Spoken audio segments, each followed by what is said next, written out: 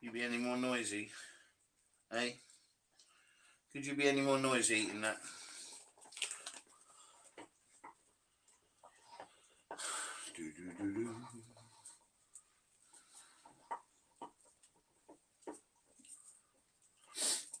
We're just waiting for some eyes to hit us.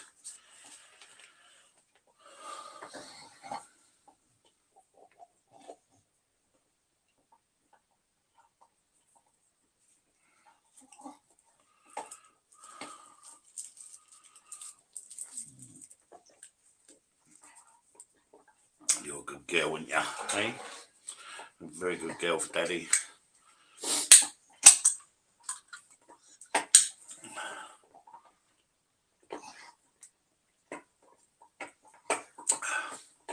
Oh, sorry. Right, we'll play the intro anyway, and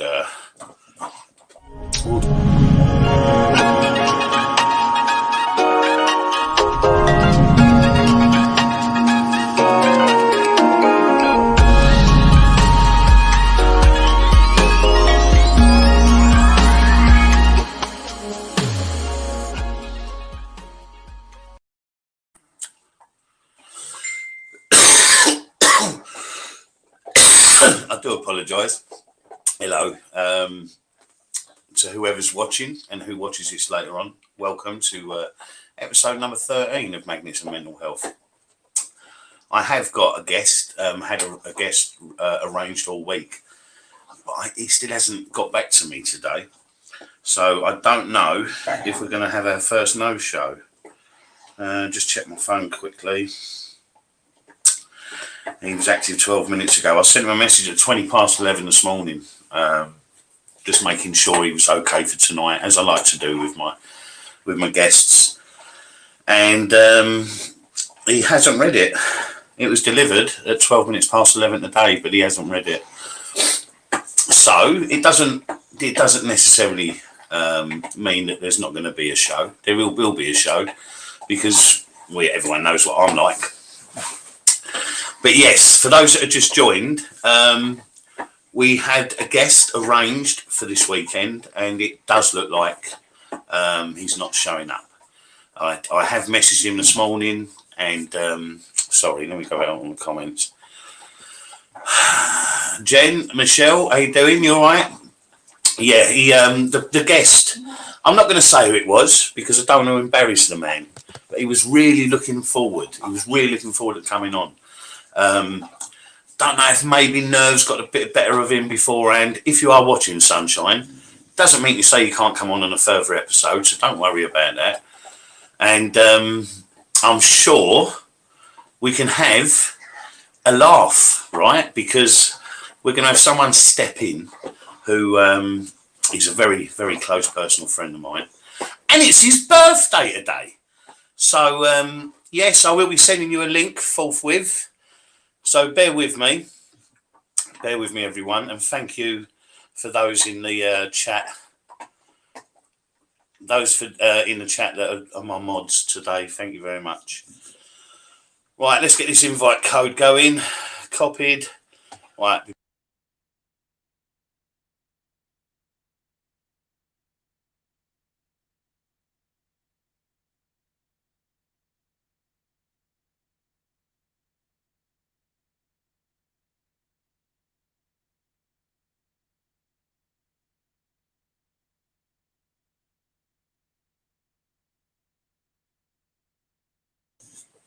Right, I'm back. I've accidentally sent. This is typical Essex Magnet Hunters. This is.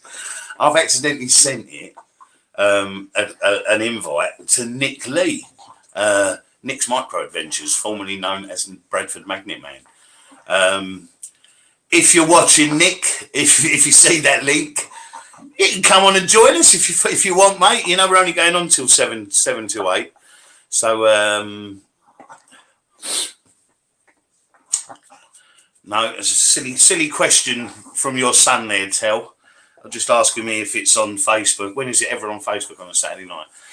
YouTube, actually. Right, hello, Darren. How you doing, son? Yeah, we're all right, actually. We're all right. Anyway, look, let's get him on. So I'm sure he's got much to say. Happy birthday, Tel. Hello, buddy. How you doing, sunshine? You all right? I'm fine, mate. I'm fine. Doing well. Thank you so much, mate, for being able to step in such short notice. That's So fine, mate. That's good. how old are you today, Tel? Tell everyone. Oh, do I have to? I'm Do we afraid have so. to? Oh, I'm 52. 52 and he looks 50. 72. That's not bad, is it, everyone? I actually look 82. I actually look 82, not 72. I feel Oh, it as well, be honest. so have you Oh, had look at that. you had a good day, mate? Yeah, it's been good. It's been all right. Yeah, it's Last been time all we right. spoke, you was doing out, weren't you? Yeah. Thank you for the card, everybody. You're well. It was brilliant card. Brilliant. No, I'm glad you liked it, mate. You know what I mean? Because we Yeah, like to do it in the community that everyone does that, and you know yourself, you didn't want a little gift, did you? You actually turned around and you wanted the money donated to something that's close to your heart, isn't it? Oh yeah. So if everyone don't know, usually I would get a little present off Terry, i.e. a mug. But I've got so many mugs in my cupboard, and I mean proper mugs. I don't mean mugs that, you know what I mean. But I used to collect them, but I've got so many mugs. I said, no, don't bother with a mug. Just send a donation to the Dame Ellen MacArthur Cancer Trust. I'll be happy with that. So very kindly, they sent £20 to the Ellen MacArthur Cancer Trust, um, Yeah. which was brilliant, absolutely brilliant. Now, if anyone don't know about the Ellen, let me put my drink down because I've been drinking all night and I just got it. Right. So, if no one knows about the Ellen MacArthur Cancer Trust, what they do, basically, it's obviously it was formed by Dame Ellen MacArthur. There was one other patron as well who was a gold Olympic medalist for sailing. I can't remember her name offhand. I don't know why I can never remember it. But basically, any children who are diagnosed with cancer, going through the treatment of cancer, they go. They're offered sailing experiences around the Isle of Wight. They can do various Stuff. different things from East Cows. They can do Cows weeks. They can do what they call the dinghy week. They do special events as well. Um, my son, if no one knows, which most people don't, my eldest one, Jay, or Jamie, is his real name. I call him Jay. Um, he's an inspiration and a big hero to me. Absolutely. At Yeah, the so am age I. of 10, he was at the age of 10, he was diagnosed with Hodgkin's lymphoma. He had 15 cancerous tumours from his neck down into his stomach. He was misdiagnosed by my local GP for about a month. When we finally got the diagnosis, his consultant basically said he was stage 3B. He was one away from stage 4. This was in the month of November, and they said by Christmas, if we didn't get him to the hospital when we did, and got a full medical done on him and got him tested, he'd have been dead by Christmas of that year. So, bit of a shock for anyone who's a parent and little kids. But we got through it. He had his chemo, he had his radiotherapy, and we just happened to see the notice on the board in Children's Oncology at Addenbrooke's, which was about the Dame Ellen MacArthur Trust. So we applied for it. We wrote letters and we put in for it, and he got a position to go there and to do some sailing experiences. Um, so he actually sailed with the Ellen MacArthur Cancer Trust until he was 17. When you reach 18 years of age, you can no longer sail with them, but you can become a volunteer. Now, my son has always thought about becoming a volunteer, hasn't done nothing about it yet. But from the age of 10 to he was 17, he's done Cows Week. which most people know that Cows Week is the island race around the Isle of Wight. He done that on the same year that the Hugo Boss catamaran was racing in the same race, which was sponsored by Mercedes at the Wow. time. At the time, Mercedes also had a Formula One team, as you know, and Lewis Hamilton was their main driver. My son saw Lewis Hamilton; he met him Wow. saw him on the catamaran. We met. He's also met Ben Ainsley. He's met Dame Ellen MacArthur on more than one occasion. We actually went to a celebration barbecue at the end of the race at one of the volunteers' house, and we met Dame Ellen, me, my wife, and my youngest. We all met Dame Ellen MacArthur Wow. that day. Very down to earth. And she's so small. You wouldn't believe how small she is. I mean, I'm 5'5", and she must have been at least 5'1", maybe 5 foot. She was really small.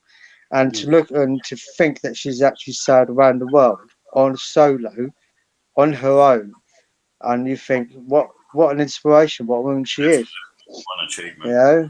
And so yeah, he done that. He's also done what they did a special sale which was called Round the Britain. Round the Britain wasn't a race, but it was just Round the Britain tour, or Round the Britain sale.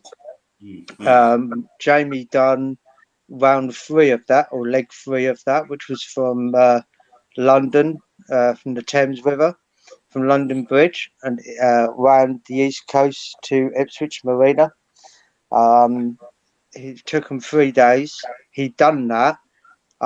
Actually, he fell off his bike a week before. He was riding around on his BMX, and he fell off his bike and actually broke his wrist. Wow. And he actually done those 3 days with his arm in in a plaster cast. But he still helped with the sailing. He still helped with pulling in the sails. He still helped steer the boat, all with one hand, while his other hand was in a plaster cast. He was interviewed by the local Berry Free Press and the EDP. There was write up about it, pictures taken of him. Brilliant. So he was very proud of himself, and like I say, he carried on sailing till he was 18. The last couple of sails that he'd done with Ellen MacArthur's Cats Trust was a Bardwell week. There's 2 different things you could do on Bardwell week. There was you could sail on a Thames barge. So he'd done that when he was 16. He sailed around on the Thames barge, and at the age of 17, he did the Bardwell week again, and he sailed on what they call a deep sea smack, which is like one of these big old ships with the massive great sails. So he'd done that as well. Sadly, once he turned 18, he could no longer go back unless he was a volunteer. We have spoken about it quite on loads of occasions since then. He said, "Dad, I just want to get my life sorted out, get myself into work, get myself driving." He said, and sometime later on, he said, "I'll most probably think about doing it, but at this moment in time, it's not for me at the moment." So, but he will do it, I expect. He might not. You know what kids are like when they grow into adults. They have their own mind. I can't change it, and I can't force him to change it. No. But he's 27 now. His birthday was on the 22nd of February this year. Last year or the year before, I believe it might have been the year before. It was the last time he ever went to adult oncology. He did have the option of being discharged at 18. He decided it was for the best that he kept on going to adult oncology for checkups every year. But when he was 25 or 26, he decided, even his consultant even advised him that he should be discharged permanently. He said there's very rare that at his age now it will ever come back. So he's now in permanent remission, which is good news. He does, however, need to still go to Papworth. The reason for Papworth Hospital is because he's got to have an echo and an ECG checkup every year, every 3.5 to 4 years on his heart. When he had his radiotherapy, his main tumour was in the gland in his chest. So obviously the radiotherapy could affect his heart. But he's had echoes done, he has ECGs done, and what they actually found on his first visit, on his first checkup, is that when we're born, we have a little tiny valve in our heart when we're babies, and as we grow, the muscle of our hearts actually grow over that valve and close it off. But in some kids, and especially and with my eldest, that little valve is still open. So it's like a little tiny hole in the heart. So he has a little trickle of blood come out of his heart. It's not massive, but they want to keep a close eye on it to make sure that it never expands, it never tears, it never grows. And so far, it doesn't affect him. It doesn't affect his stamina, his health. Doesn't affect him in any way, shape, or form. That's amazing. It really is it's a good brilliant. story. You know what I mean? A lot of stories could start off like how you started it off, and it can be the complete and utter. But your one is a happy ending. You know what I mean? Your son is still very much with us and very much healthy and doing well. Indiana. I mean, you know, he's doing well. He's still alive, like you say. He's still alive and kicking. Still doing well. You know, I look at him now. He sits in when I'm in the living room with him, sitting in the chair when I get home from work. I look at him now and I think, you know, you fought it, you won, and to me, you're a hero to me. You're an inspiration and a hero to everyone. But then, And surely, because it couldn't have been easy for you, Tel. It couldn't have been easy for it your wasn't. good either. No, it wasn't. You know, you didn't know there was light at the end of the tunnel. You weren't. You didn't know No, what was going to. exactly. We didn't know. You know, it was whether it's touch and go and that. But he was ill, he was very ill. But he was when he was first admitted to Addenbrooke's. To be honest, because we saw him every day, especially my wife, because she was at home every day, she didn't really recognise that he was losing that much weight. But Right. because I was at work, I would come home. I could see the changes in him. Now, you know, he was misdiagnosed for a month by a local GP because they thought he had asthma, because asthma runs in the family. I have it. My mum has it. You know, my mum's brother died from it when he was 36. My nan died from asthma when she was 51. She only had one. She had one lung removed before she was in 50. By 51, her other lung collapsed from an asthma attack, and you know, she was 51 at the time. And so yeah, they thought he had asthma. The only thing that they reckon that saved him was the GP actually put him on steroids, and the courses of steroids they reckon slowed the rate of the growth of the tumour from growing as big as it should be. So they kept him on the steroids. I mean, if you saw pictures of him, I've got loads of pictures of him. If you saw pictures of Jay when he was 10 and 11, you would believe how big in the face he was because of all the steroids. Just ballooned his face, and you know he was yes, he was very ill when he went in. Oxygen levels were really low. He was very lethargic, very tired. He had no energy. And like I said, that 15 tumours from his neck into his stomach. And he was part 3B. By Christmas, if nothing was done, by Christmas he could have been dead. But within a week of being in children's ICU, he was out of that and straight into the children's ward. And he was so into himself. He was really withdrawn. He wouldn't, say boo to a goose, to be honest. But with the chemotherapy he had and the strength and everything that he had, he just came out of his shell. And when I mean come out of his shell, he came out of his shell in a big way. He was cheeky to all the nurses. They all said, "Oh, he's a lovable, lovable little kid. He's sweet. He's in a, he's lovely. He's a happy chappy." But he did like to he did like to wind the nurses up, and he did it in a big way. And it was just so, it was not him. But when he came out of his shell, he was a different lad, and he's been like that ever since. He's a good chap, good chap. That's so nice to hear.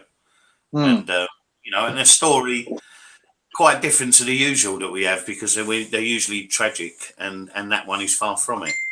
But it just goes to show that what a battle that must have been. It must have been a mental battle for you and Sandy. And, yeah, it was. Yeah, and your son, you can't take it away from him. He was at an age where he was told he had 15 tumours. Now, for a child told that, you're thinking, I'm brown bread. You're thinking it's only a matter of time, and I'm just going to have to be brave, and I'm going to have to brave it up, and I'm going to have to deal with this. And, I'm not family going to be with me. But you got out of it, you got through it, and, apart from yourself, I don't think any of the other family really show any crazy tendencies, mate.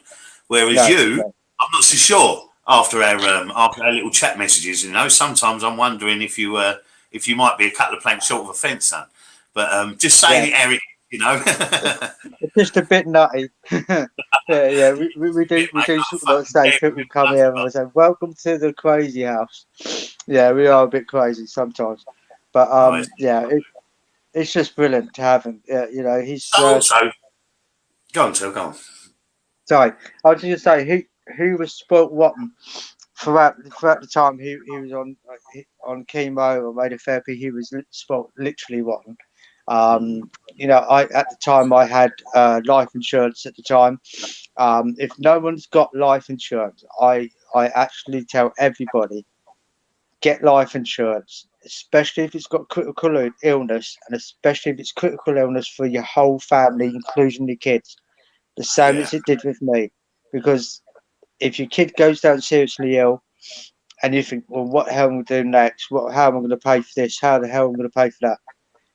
Make sure you've got that life insurance, because I had it and I claimed off it, and I got £15,000 back as a claim off my life insurance for my little one, for Jamie. And that 15 grand, it was all spent on him.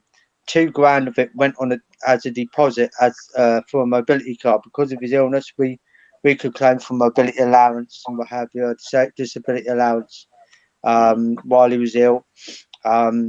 So through the mobility scheme, I actually put down 2 grand out of the 15 onto a mobility car for him. He chose it. I didn't have no say in the matter. I just said to him, let's go. What do you want? And he told me. So he wanted a Vauxhall. So we went to the Vauxhall dealerships. We had a look around the showroom, and I said to him, what car are you interested in? He said, Dad, I like them. I said, what's that? He said, I like them. And he's looking at a Vauxhall Vectra 1.9 turbo diesel, and brand spanking new, obviously 55 plate at the time. And I said to him, if you want that, I can put a deposit down on it. I said, I've got the money. Don't worry about the money. I've got the money. It's your money. And he said, yeah. He said, I want that one. I want it in blue. So sorted it all out, got it in blue, and paid down 2 grand deposit. Got the car, and whenever he went anywhere, we took that car. That was his. I drove. Obviously, he's 10. He can't drive, so I'm the only driver in the household at the time. So I just drove it everywhere he wanted to go. He went. That same year, Christmas time, he was allowed to come home for Christmas. So he came home for Christmas, and him and his younger brother, Ash, or Ashtray, as we all know him. Or Edward Goldbold. Most people on Facebook know. Yeah, Edward Goldbold. If anyone don't know who Ashley is, he's my youngest, and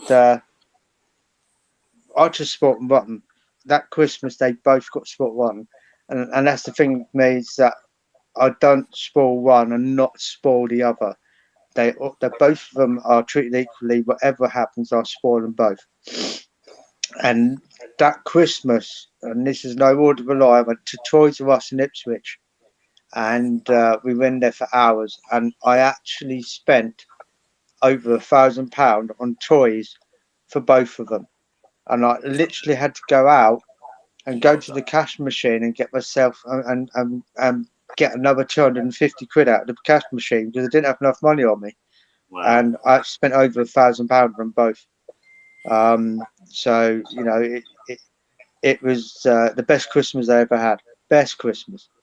One thing I didn't tell you guys last time we spoke about it. My mother, their nan, went through a foundation which is a bit like Make-A-Wish Foundation. If no one knows what some people know what Make-A-Wish Foundation is, but some people don't. People, kids or adults, it don't matter who, if they're seriously ill, you can apply for them. Yeah, it doesn't matter if they're terminal, it doesn't matter. As long as they're serious illness, it doesn't matter what kind of illness it is.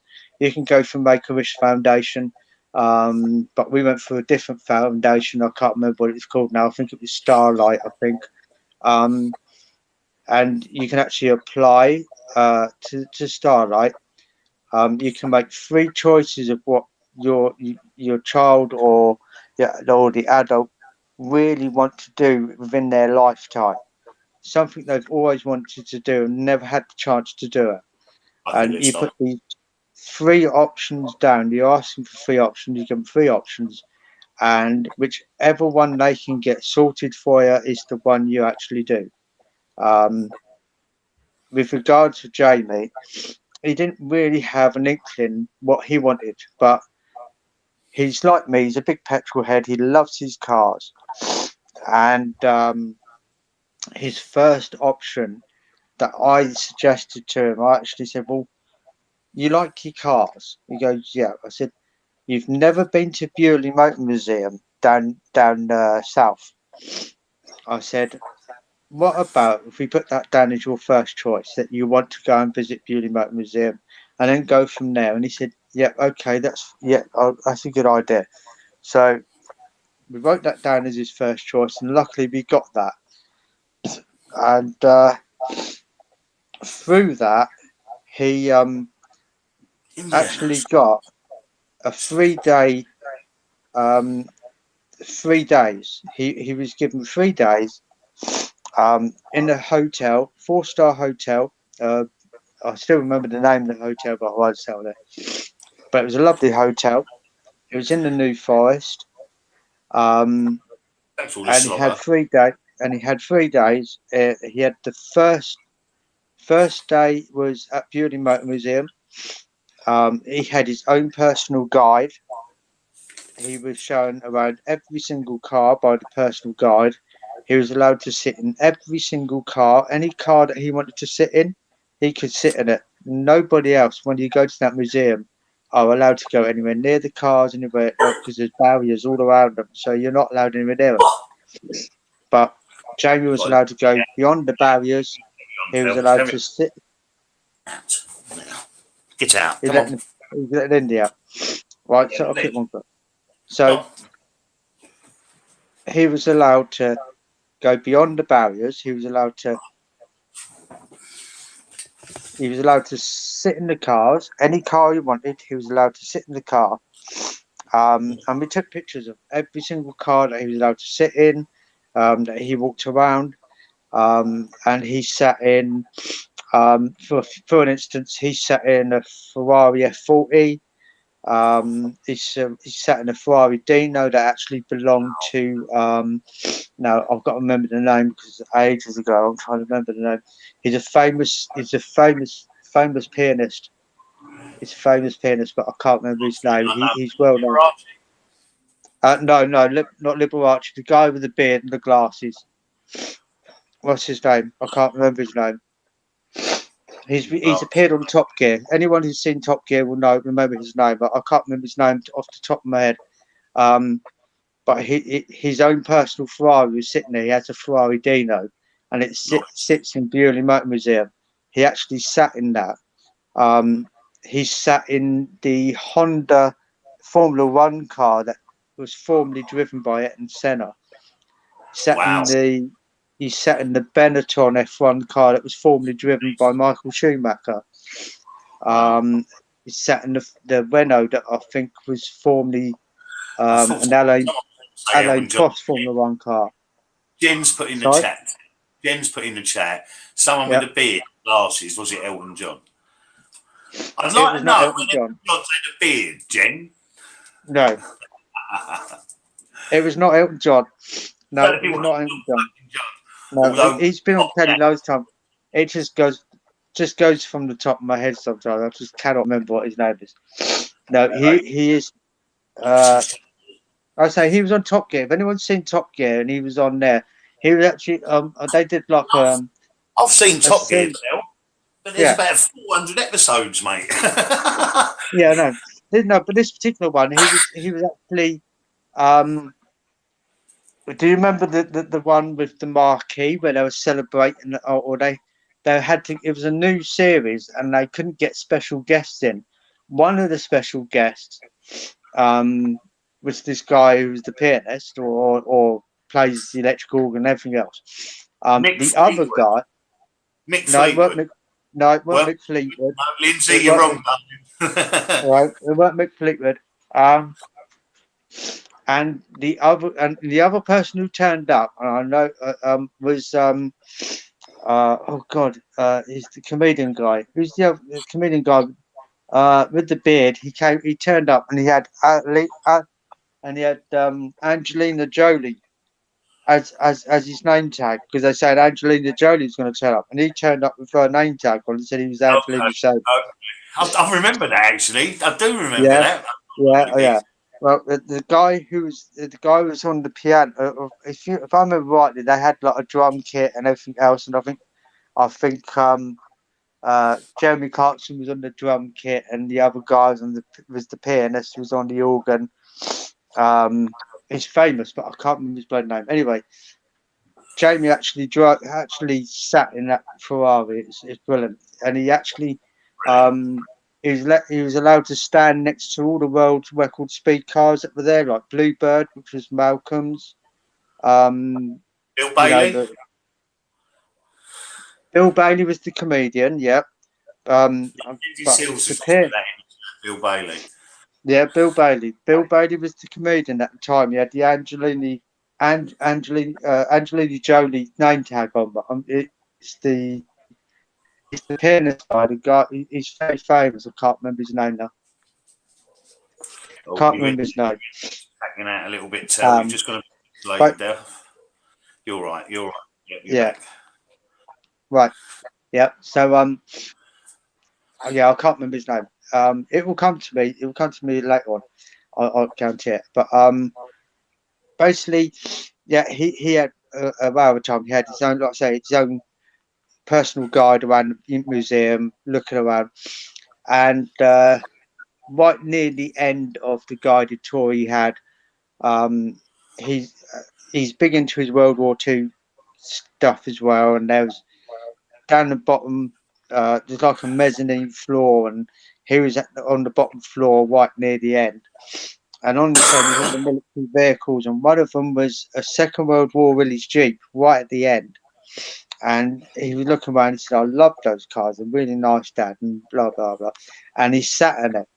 And we took a picture of him. And the guide who was walking us around said, how would you like to go out in that for a drive around Bewley grounds? And he sort of looked and he went, yeah, I'd love to. So they got the mechanic, got the head mechanic out of the workshop to come and see if he could get the car started, the Jeep started. He came out and he had a look around at this and I said, yeah, he's got it started. Moved the barriers. They drove it out at the other end of the museum. There's a big roller shutter door. And they drove it out at the other end of the museum, Jamie got in, and the mechanic took him all the way around the Bewley grounds in this World War II village Jeep. He Wow. absolutely loved it. Absolutely loved it. So we spent the whole day there. They said whenever we wanted to go back into the museum, we could go back in the museum, and they could he could go around again, look around all the cars. If he wanted to sit in any of them again, he could. He could sit in Wow. any of the other cars he never sat in, he could. And you know, the amount of photographs I've got. Mike Rutherford. No, it's not Mike Rutherford. No, No. Lindsay, stop guessing, darling, because you're getting them all wrong. Yeah, it's not Mike Rutherford. It will come to me at some stage. When, I don't know, but it will. Yeah, probably next week, mate. Probably next week. Probably next month. You never know. So yeah, he had that as his wish. I say that was over 3 days. This last day before we went home, he actually had what they called a mini safari. It was a new business set up by a guy in the New Forest. So basically, what it was, we met this guy in a car park, this country park, and he had his own old Land Rover Safari, and he took all of us, and Jamie sat in the front, and he took us across this track, especially had made for his Land Rover. We went through ditches and everything else, you name it. We went through it and over humps, and basically he just took us around the forest, around New Forest, around these tracks on the 4x4 track that he'd made. And he was just pointing out to Jamie that all the wildlife, we went through a field that was full of fallow deer, all the red deer and fallow deer. We had condors flying above us, and it was just a magical day. So we left. When we left there in the afternoon, we actually stopped at a place called Milford on Sea, on the south coast, and it actually overlooked the Isle of Wight and the Needles. So took a picture of that, and then we brought him home. That was a 3-day event. He got Sport Watton again, like I said. Brilliant. What else did he do? Oh, I think the other thing he done. This was actually all set up and done by his local school, which is just down the road from where we live. It's now a free school. Back then, it was known as the middle school, Brandon Middle, or Brecklin Middle. Now, the head teacher who was in charge at the time was a lovely guy. He's the best, most brilliant head teacher I've ever known. He knew about Jamie's illness, and every Easter, around Easter, they have an auction. They have like a charity auction. Because there was one particular girl who was at the school who actually had, she was in a wheelchair. I think she had, she had spina bifida, I think she had. And every year they'd do this charity auction, and they'd send her off over on a holiday with her and her family. All expenses paid, you name it. They used to do it for her. Wonderful. When Jamie was ill, they had one Easter a charity auction. Now, when I mean the charity auction, I mean the charity auction. Everything that's actually in that auction, most of them were signed autographs by famous people, and they went for hundreds and hundreds and hundreds of pounds. They raised so much. We've got 20 different things of signed memorabilia coming from celebrities that are certain members donated for the club. But we're not putting in auctions, mate. That's going to be in raffles. But wonderful. Yeah, go on. Yeah. If you get the right signatures for the right people, they'll be worth a lot of money. Who died last year with Alzheimer's. He was donating Barbara Windsor's signature and her blouse that she signed it on. But I think he, after conferring with myself, I think he decided to keep that. But he's still sending us 20 to 30 different pieces of signed memorabilia. Darren Rice, we can't give you enough for that. Seriously, Sunshine. Yeah, go on, Tel. Right, so anyway, they had this big charity auction one year. I think Jamie at this time by now was about 11 or 12 years old, and the head teacher actually asked him, what would we really want us to do? What we really like to do? Well, by this time, and I hate to say it, Joe, and I'm mostly going to, it's going to be a bit insulting for you. Go on. But by this time, he was a big football fan, and his favourite team was Arsenal. Yeah, well, that's Pete's favourite team. Go on. Right. So his favourite team was Arsenal at the time. And we're going back when Thierry Henry was still in the team, and you had Robert Pires, and you had all the top players. Yeah. So they asked him what he really what his best. He said, teacher said, "What's your favourite football team?" So he said Arsenal. So he said, "Oh, right, okay, leave it with us, blah blah blah," and we thought nothing of it. We just thought, well, why is he asking? So after the charity auction had been and gone, and this and the other, it was about a week or 2 weeks later. We get a letter through the post because obviously, being that he was at school, they have your address and everything. We get a letter through the post back to middle school, and it said on there, and we also got a separate letter as well that was sent to the headmaster. So we got both letters, and on the letter it actually said, as you know, we had the Easter charity auction. We raised hundreds of pounds for different charities. One of the charities we done was for children's cancer, and your son showed an interest in Arsenal Football Club. He said we're pleased to show. We attached a letter. We got in touch with Arsenal Football Team, and they've kindly offered Jamie to have the day out at St Albans training ground, which is Arsenal's training ground, to meet the first team and to watch them train. Now, being me, I'm thinking, well, St Albans, I lorry driver, blah blah blah. I'm not being nasty, but I hate London with a passion, and I hate driving around London. And I thought, there's no way in the earth I'm taking my son from here down to St Albans, even though I've been to St Albans before, and I knew how much of a nightmare it used to be. And I thought, no, I ain't taking him. But when I told my cousins live in Northampton, and my second eldest cousin, Mark, he said, I'll take him. He said, bring him down to Northampton. He said, I'll take him down there. So I said, well, if you're happy enough to do it, he said, yeah, of course I will. I'll do it for you. So I took him down to Northampton. We stayed in Northampton with his brothers and my aunt and uncle. And he took Jamie down to St Albans. And he got to the training ground. He went in, had a guided tour around the facilities and that. And they went into the locker room, the shower room. And I know I shouldn't be. I'm just sat on there anyway. My cousin Mark actually noticed there was a tracksuit top hanging up on one of the hooks, all on its own, and it was actually a goalkeeper's tracksuit top, and it was actually a proper Arsenal one. You can't buy them in the stores because they're actually made for the team. My cousin Mark said, "Do you want that, Jay?"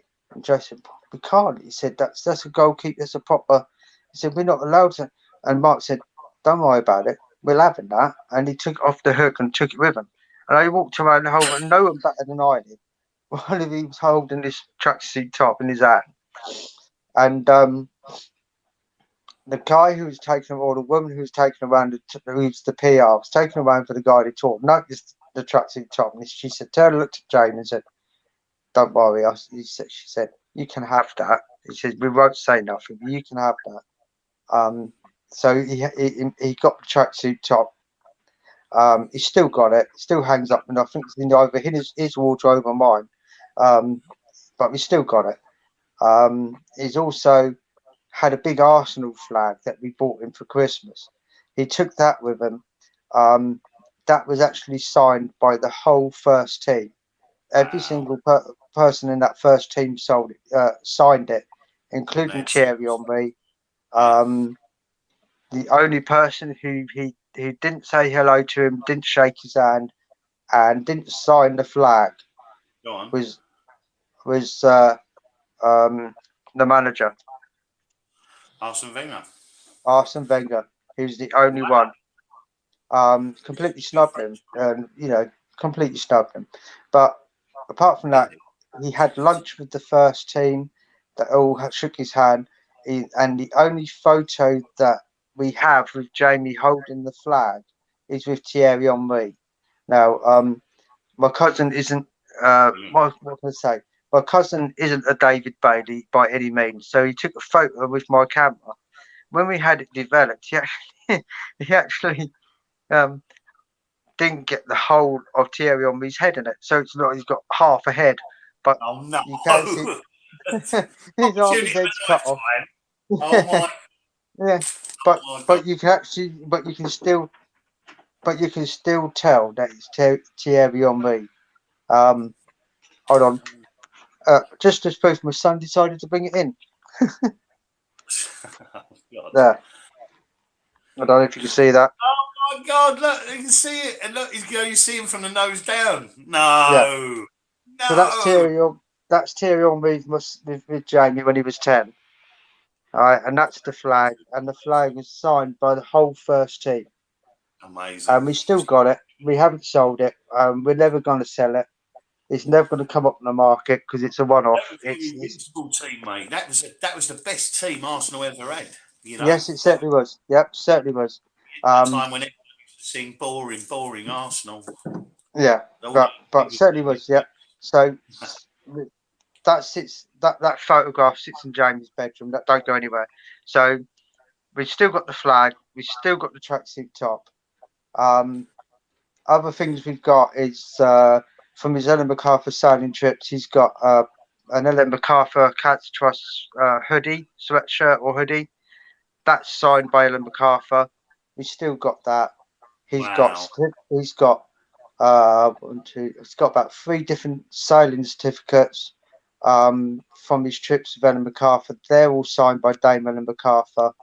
He's got a photograph from his Bardwell week on I think it was the Thames barge. That's signed by Dame Ellen MacArthur, so he's got that as well. And he's got other photos of him being on the sailing ship. So he's got a lot of signatures from a lot of famous people. You can't see the chat, can you? Can you see that question? I can see the chat, but because it's on my mobile, I can't. Darren Rice, who Canal and River Trust Wales, a newly elected member of the committee. Yeah. Good personal friend of mine. He's the one that's sending us all the celebrity memorabilia for the Ag Collab in April. He has just run. He's got a signed David Seaman football boots. If you would like them for your son, Darren, we're talking about his son because his son beat cancer. He had 15 tumours at a very young age, and he wasn't expected to survive, but he has survived, and he's now in his mid-20s, isn't he, Tel? So 27. So what a remarkable story. He beat cancer, Darren. Yeah. But I'm sure he's already got David Seaman's. But what a lovely gesture to say, Darren. Thinking that's a lovely thing, and that is what Darren's all about. He's got a heart of fucking gold, man. Heart of gold. But I tell you what, Darren, if you're listening, mate, and you mostly are. Evening, Bill, around Andy. I would seriously suggest, Darren, that if you want to do something, the crew that I'm with, they donated £20 to the Ellen MacArthur Cancer Trust. I can't thank them enough for what they've done with Jay, because it brought him out of his shell even more and gave him a lot of confidence and helped him through his process of healing. So just a bit of advice, my man. If you really want to do something, what can I say? If you want to auction those boots off at the collab, I would be happy that whatever amount you get for those boots goes straight to Dame Ellen MacArthur Trust, to the Cancer Trust at Ellen MacArthur. I'm fine with that. It's entirely to you, Darren. If you want to send them with the other stuff, because I don't believe Darren's actually coming to the collab, Tel. He can't. I don't think he can make it. I know the Magneteers are coming. Don't know if he can hop a lift with them, possibly. But I don't think he's coming. So that's why he said, look, he said, Tell, I want to donate some prizes. And he went through Right. some of them.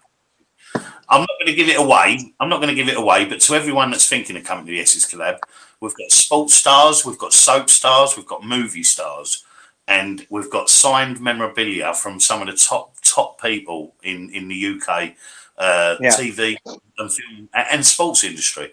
So we've got some really amazing prizes, and also we've got of something this week. Nigel from Northants, he's donating a prize that we're going to raffle off, that we're going to auction off at the end, which is a really amazing prize. And then obviously we've got Nick Bradford, Magnet Man, Nick's Micro Adventures, he's known now.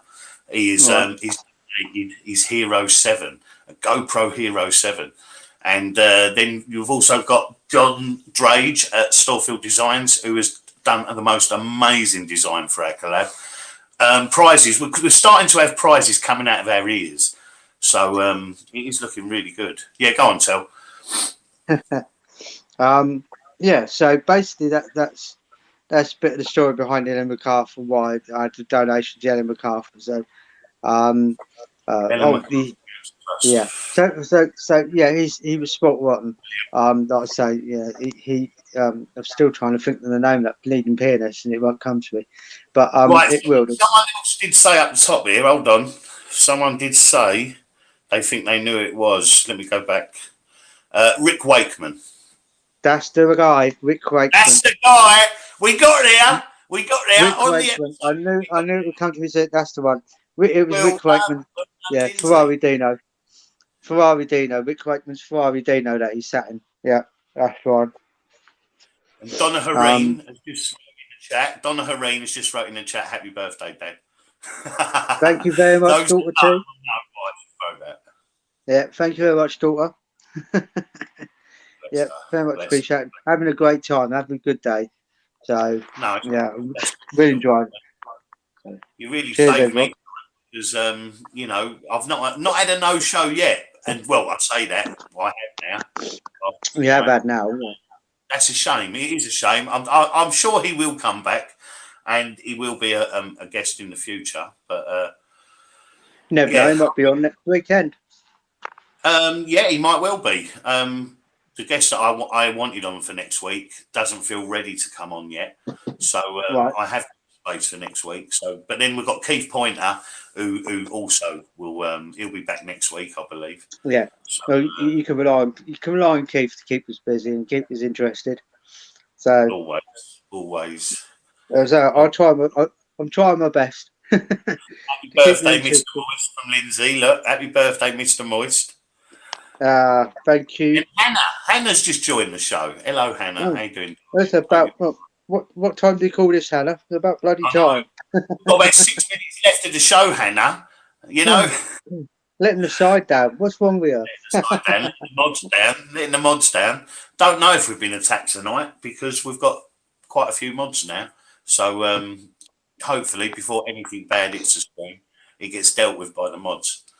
Yeah. But yeah, all right, Intel. I just want to briefly talk because really I haven't got a word in edgeways anyway so far this show. No, you won't. I did tell you wouldn't. I did tell you. Mate, and it was a wonderful story, a lovely story to share with everybody. Cool. I'd like to just quickly go on to the point that you was formerly part of the Cambridge Magnet Fishing Group, weren't you? And, yes, I was. Yeah. Not anymore, still, are you?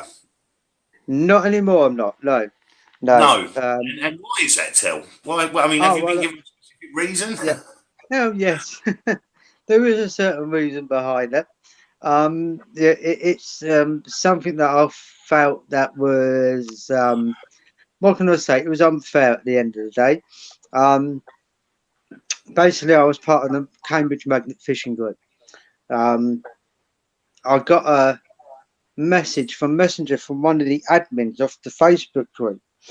I ain't going to say his name, but it was one of the admins. There's 3 admins, and it's one particular admin. So basically, he said, "Sorry, Tel." He sent me a message. And he said, "Sorry, Tel. I'm sorry, I've got to do this, but I've got to remove you from the group." And I said, "Well, why you got to remove me from the group?" Well, apparently, who knew? But apparently, it's because me and my son Ash are bullies, and we were using bullying speech and hatred speech against people. And I thought, okay, that sounds a bit weird because I'm one of the best people to get along with. So is my boy. We don't bully anyone. We don't send hateful speech out. We know this, that, and the other.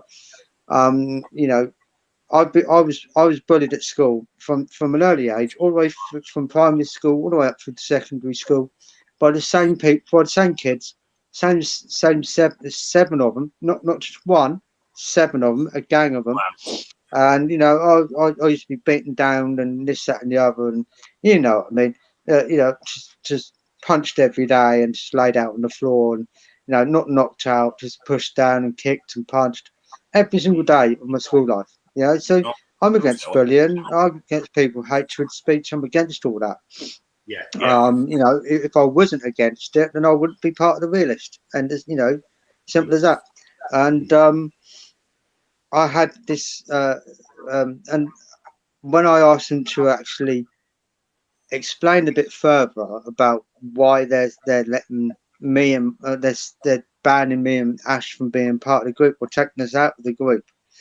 I said because I don't believe a word what you're saying because I know it's not true.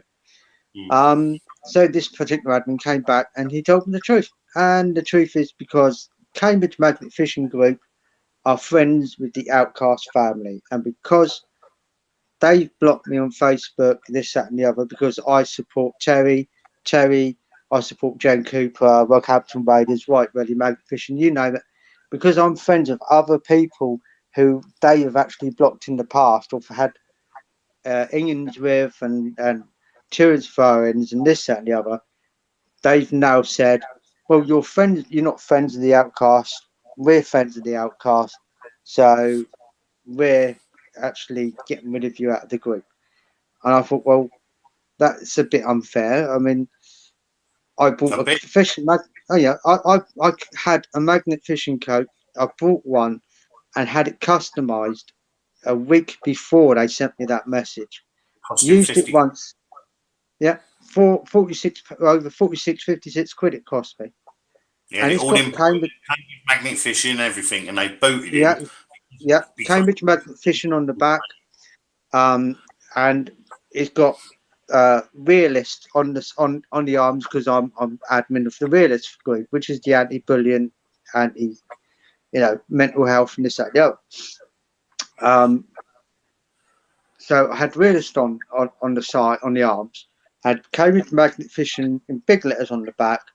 I had on the front had my name Tailboy, and on the other side in big and quite big letters, people could read it. It said one family, one community, which is what I totally believe in when it comes to magnet fishing.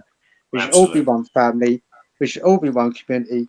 None of us should be bickering, hollering against each other. We No, all should no, get along. it's past that now, mate. You know what I mean? Yeah, Especially after yeah, left up. yeah.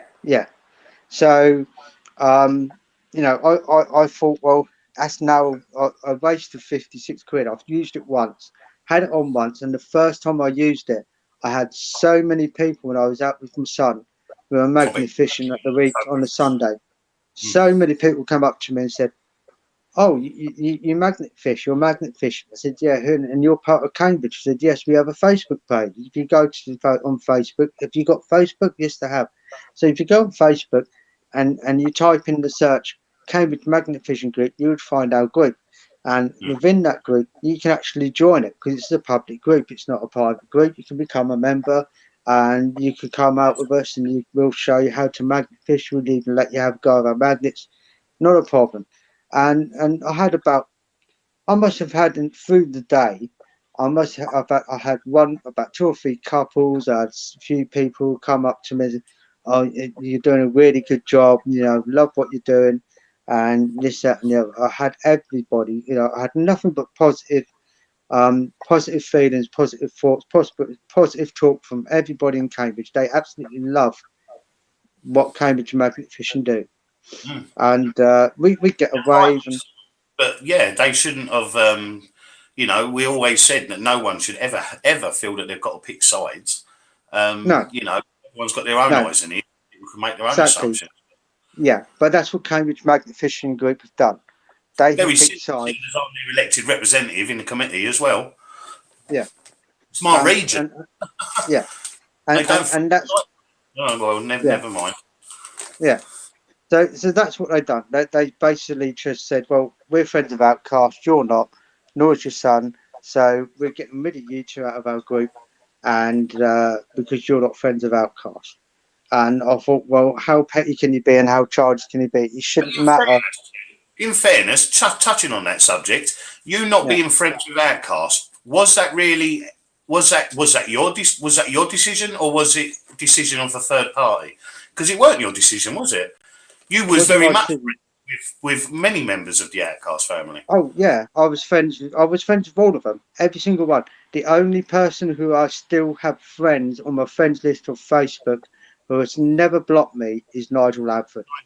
Yeah, Everybody else has blocked me, and the absolutely. only reason they've blocked me is because one, I'm an admin for the Realist group, because I told them every single one of them, I'm an admin for a Facebook group called the Realist. And I'm friends with Terry White. I'm friends with Captain Raiders. Friends with Come on, White Wellies. I'm friends come on. with this with Keith Pointer. I'm a friend with this. I'm friends with them. You find that if I personally could, and I suppose I could if I found a way of doing it, but it would take forever. If I screenshotted every single group that I'm a member of, that I've liked, and every single friend from the magnet fishing community that I'm friends with, it's a wide spectrum, a wide Absolutely, spectrum. absolutely.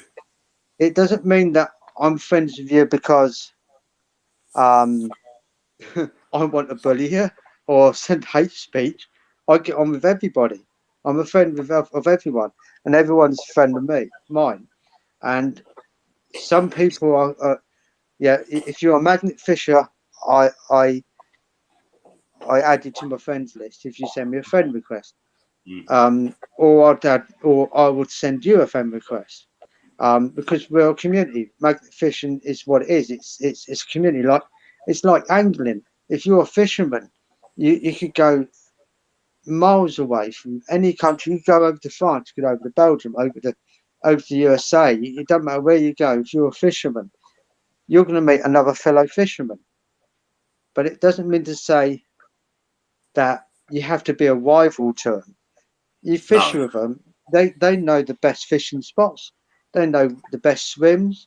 And if you get on well with them, you know, you show me they might have photographs of yourself and Ashley with when the Outcast fished with yourselves, which was only what 4 or 5 months ago in in Cambridge. Cambridge. Yes, You come yes. down to Cambridge and they fish with yourselves, and you show me some photos of yourselves with the Peakies, and you could see that you was absolutely over the moon to be in their presence, and I you absolutely know, loved it. That lovely that co photographs, beautiful yeah, photographs.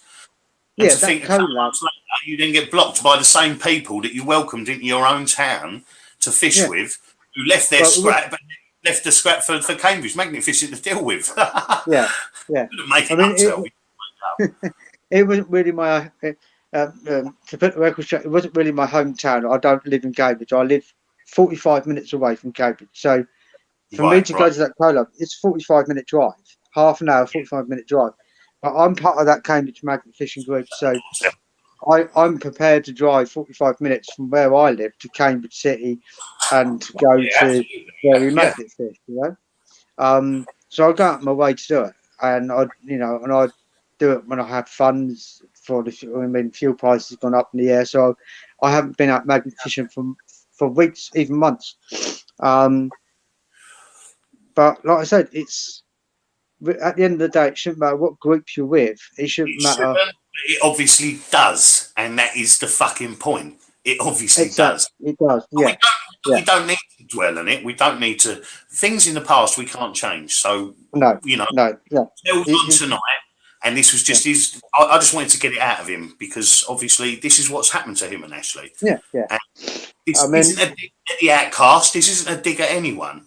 You know, no, we have still no, got respect. We've no. certainly got a lot of respect for Nigel still. Yeah, But unfortunately, that's pretty much where it ends. You yeah. know, and it's just I that's mean, just unfortunate. That's just unfortunate. yeah. I mean, at the end of the day, Regarding Nigel, yes, I do watch his videos, his YouTube videos. Um, I won't. There's one particular guy in the group. I won't try to say his name again, but he is an admin for Cambridge Magnet Fishing Group. And I spoke to him loads of times. You know, fished together. Um, and I won't say his name, but he's not a particular fan of Nigel. He doesn't watch any of the YouTubes anymore. Fishing YouTubers, magnet fishing YouTube, don't watch any of them. He says once you've seen them all, you've seen one, you've seen them all. But with me, it's I will watch them. I have got people I subscribe to. I do watch their videos. Um, Absolutely. I must admit, well, I must say it now. I hold my hands up. Hold my hands up. I must admit, the only the only people that I haven't watched yet, and they're going to kill me for this.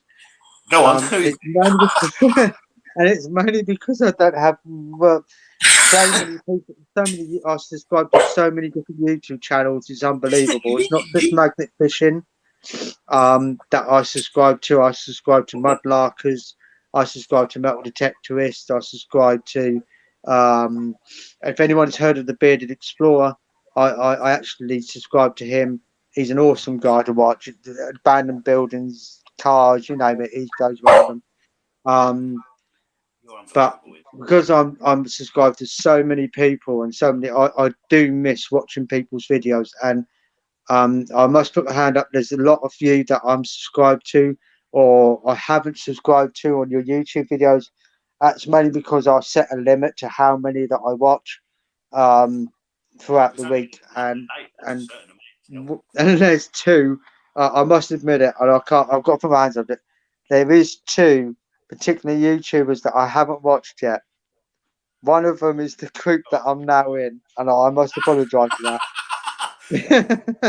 and the other one is yours. Not is yours, Tel. I'm their fucking editor, Tel. The fucking work that I've done. I've been editing their videos for the last 6 weeks. Yeah, and the other one, and the other one is yours. But I must dismiss Essex McNarders. But I must. I'll put my hand up. I haven't done anything. Yeah, I just haven't got round to it. I've been so busy watching all the others and catching up with them. But I'm going to promise you from tomorrow. It's Sunday. Tomorrow. Listen, tomorrow I am going to be absolutely binge watching Rockhampton Raiders, Essex Magnet Hunters throughout the whole week, throughout the whole 2 weeks, from your first episode all the way to your latest one. And I did that with Northampton Magnet Fishing. It took me about 2 or 3 weeks to get through them all, but I will get through them, and I promise you that I will get up to date with them. As soon as I'm up to date with them, I'll say, "Yeah, I've watched them all. That was a brilliant video." I want whilst you're watching it, right? So you can take a video of you with your head, with me on the fucking front. India, you know when I've watched them all, and you'll know because I'll put a comment in every single video. I'll do that. I'll put a comment in every single public comment. I will put I'll put a comment in there and say, "I've watched it. Nice video." There you go. So you know that I've watched it, but I have got to binge watch a lot of them. But she feels like I said one of the channels that you haven't watched. No, I must admit that there was a lot of them. I don't watch. I don't watch Rusty Nuts anymore. I don't watch him for obvious reasons. He's blocked me. I don't watch Dudley Dippers. She blocked me. I don't watch Peaky Dippers. They blocked me. So I only watch Nigel Lampford's Northampton Magnet Fishing, Peterborough, Martin Elliott. I watch his, but I have. But again, to be honest with Martin,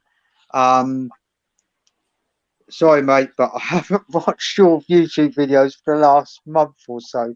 So I have to catch up with them as well. You've been busy. You're back into the. And if Hannah, if you're watching, sorry, Hannah, but you're another one that I haven't watched all your videos yet.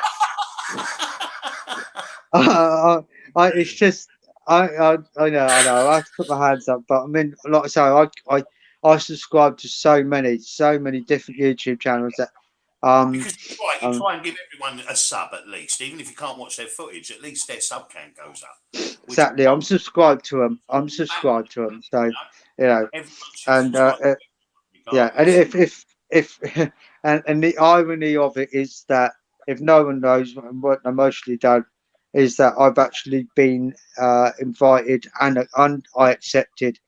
Me and Ashley have both accepted. We're both now members of Rockhampton Raiders, and so I should really start watching those videos. Otherwise, they're going to kill me. Yeah, yeah. We really must. We're going to get a quiz for you, Tel. In a couple of weeks' time, we're going to have a quiz, right? I'm going to have you back on, and we're going to have a quiz, 10 questions, 10 episodes. 5 of Essex Magnet Hunters, 5 of Rughampton. Let's see if you do a fuck. All right?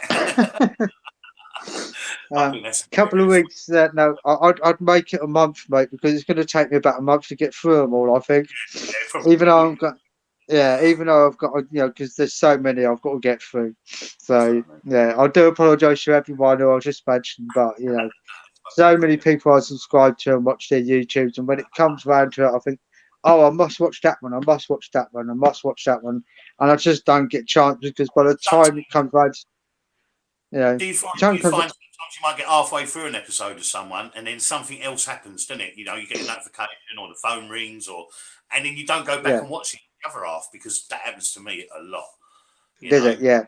Yeah. Well, the difference to me is that some of the videos, YouTube video people that I subscribe to, for one,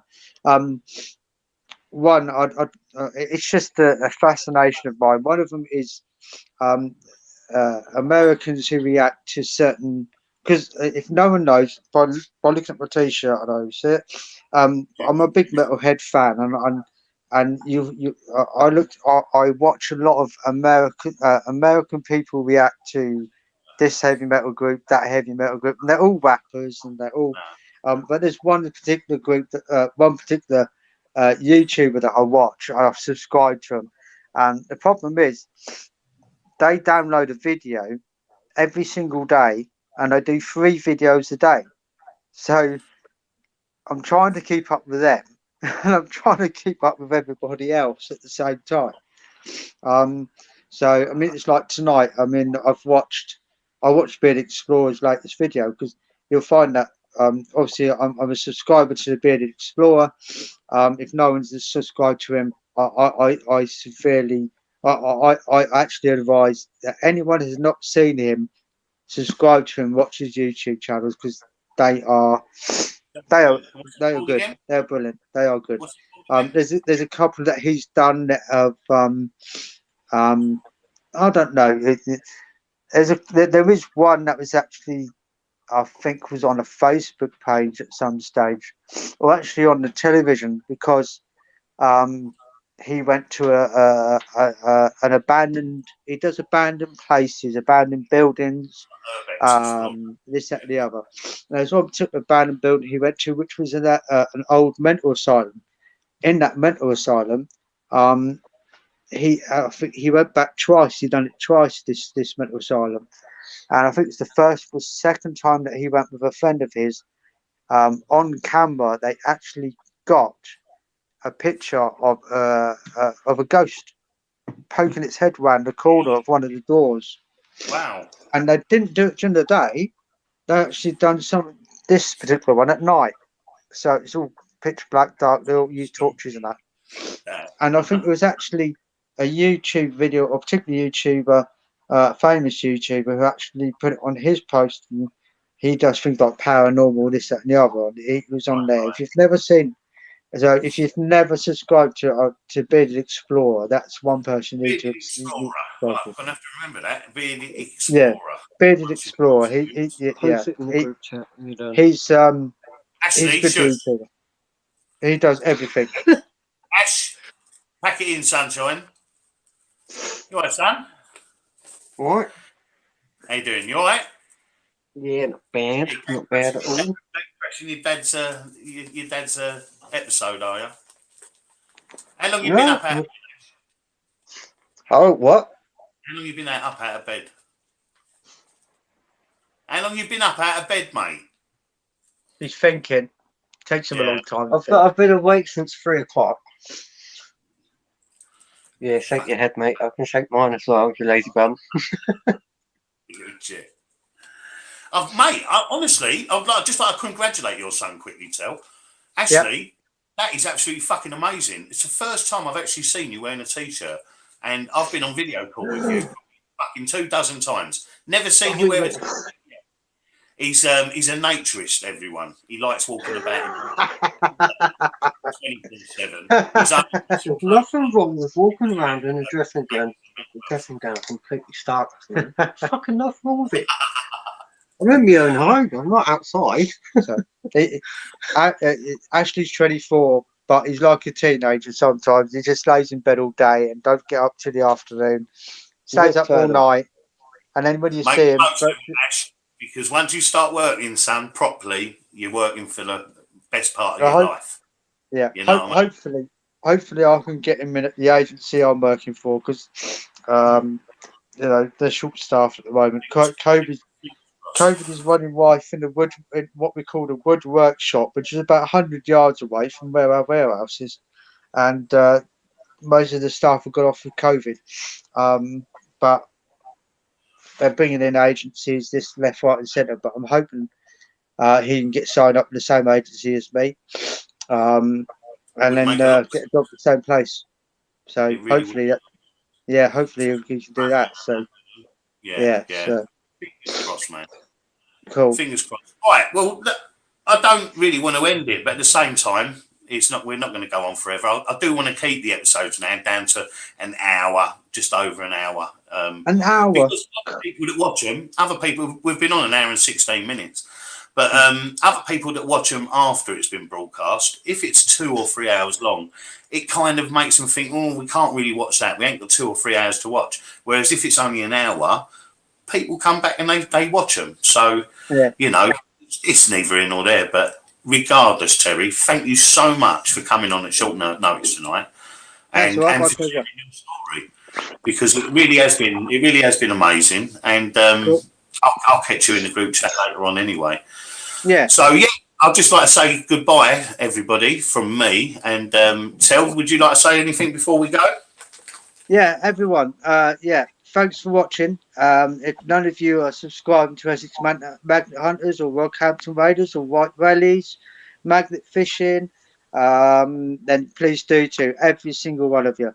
I can't sort of I can't praise them up enough.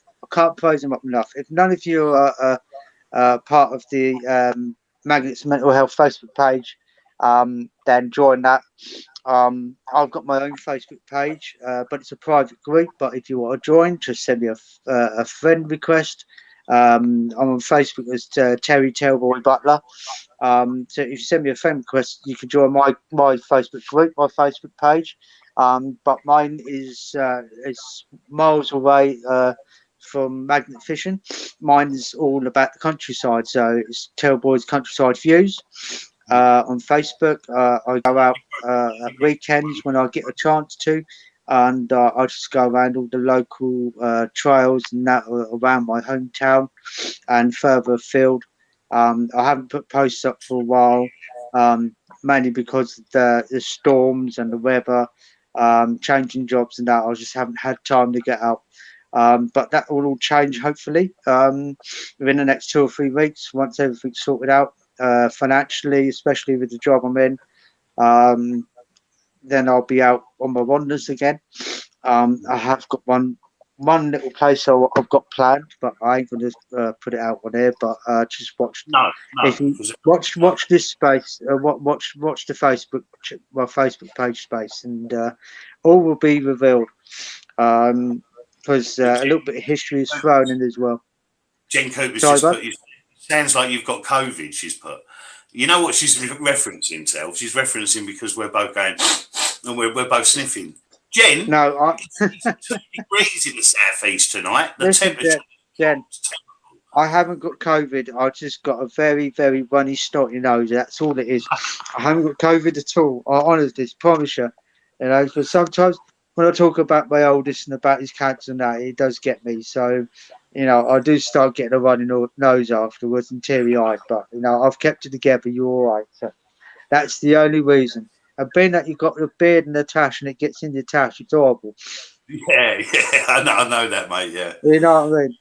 You know, it's like my missus said the other day. A little story just before we go. Go on. Place I work, that just over the road or across the road, about 2 streets away, there's a place called Mr. Pat's. You can actually buy hot food, cold food for your lunch. Now the guys that I work with, and that 2 of them are agencies, one's full time. We've all come together and we said, well, every Friday we go out, we'll go to Mr. Pat's and we'll get something to eat from there. And my missus said to me this morning, she goes, what did you have for your lunch yesterday? I said, well, I had a bacon and cheese roll because I love bacon and cheese rolls. It's like half a baguette. So with bacon and milk with cheese, it's absolutely gorgeous. It's about £3.50, but who cares? You know, pay down on a Friday, so we don't care. So she said, what else did they do? I said, well, I rolled it all off from the menu. And I said, they do a bacon and egg roll. And she goes, oh, well, I don't like bacon. I don't like eggs. She goes, what's 2 foods in a roll? I said, right. I said, next Friday, I'm getting a bacon and egg roll and I'll make sure that egg's dippy. And I said, when I get home, I said, and I'll say, hello, hon, and I'll give you a kiss when I get home. I'm going to make sure some of that yolk's dripped into my beard and I've got dippy yolk in my beard. She goes, no, you won't. So I gave her a band up Good and Popular's Day. So, yeah. So Right. Okay. Well, yeah. After that little one, then Indy's now joined us, so she can say goodbye as well. Indiana, would you bye, like to Indiana. say Indiana? Well, Well, look. What's this? What's this? Oh, what's that? Oh, beautiful. You're so beautiful. You're so good. Do you want to go walk doggies? Do you want to go walk the doggy? Did you want to go walk the doggy?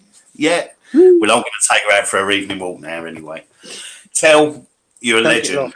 Thank you for fucking coming on tonight. No worries, my man. It's really been a really good episode. And, you know, I know it's your birthday and I know that, you know, you've got a family and what have you, but thank you for taking the time out of your time tonight. Have I didn't remember. Oh, I forgot I had a family. Shared, mate, you've gone above and beyond, which is what the community always seems to do. And, and I can't thank everyone enough. So, yes, everyone, this is goodbye now. And thank you all for watching. Please remember, hit that like button. And, you know, if it's something that you think that you might have families or relatives that might be interested in, you know, every week I have a special guest and we talk about, you know, the things that really have mattered in their lives and the things that have shaped their lives and shaped their journey in life. So I think we're doing good, and all the feedback we continually get is positive. So, you know, this is episode 13, which can be unlucky. It nearly was because the guest never turned up. But Tellboy here, he stepped up to the plate and he done an It was unlucky because you got me instead.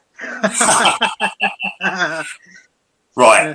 Thank you everyone for joining. From me and Indiana and from Tellboy, we're going to say goodbye, aren't we, darling? We're going to go for walkies. See you later, legends.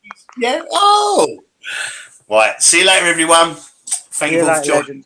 Take care, Tell. Bye. Bye, everyone. Yeah, and you, mate. Take care, bud. Bye. Bye-bye.